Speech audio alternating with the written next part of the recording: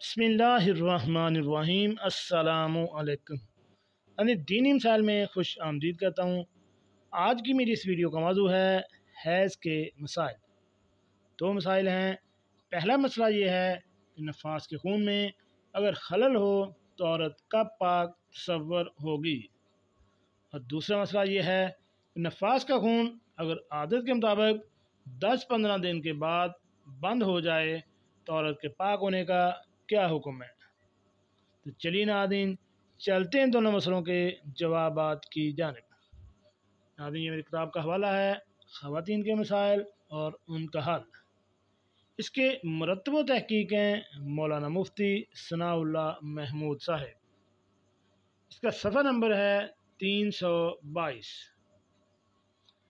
पहला सवाल ये है कि रमज़ान मुबारक में मेरे घर एक मुर्दा बच्चा अस्कात हुआ जो करीबन 5 या 6 माह का था। बच्चे के अज़ा सब मुकम्मल थे।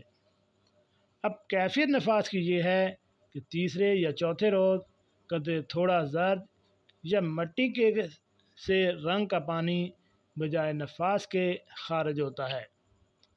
आया जब तक ये दब्बा रहे नमाज रोज़ा मौकूफ़ रखा जाए या नहीं।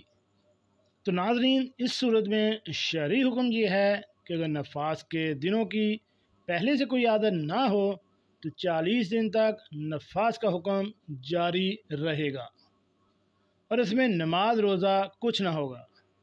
अलबत्ता जब बिल्कुल दब्बा ना आए तो अयाम आदत के पूरे हो जाएं, इस वक्त फिर गुस्ल करके नमाज रोज़ा रखा जा सकता है।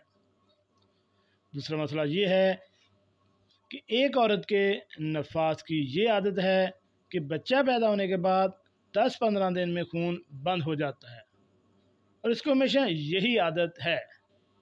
तो वो खून बंद होने के बाद नमाज पढ़ सकती है या नहीं, और इसका शौहर इससे सोबत कर सकता है या नहीं।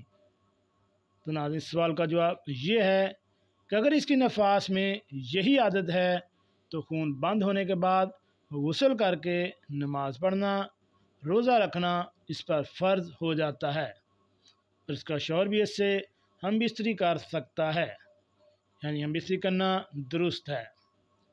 नाज़रीन, ये दोनों फतवे मुफ्ती अज़ीज़ुर्रहमान रहमतुल्लाह अलैह ने दिए हैं।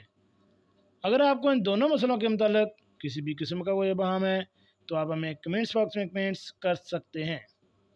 अपना और अपनी फैमिली का ख्याल रखिएगा और ऐसी मालूमाती वीडियो हासिल करने के लिए मेरे इस चैनल दीनी मसाइल को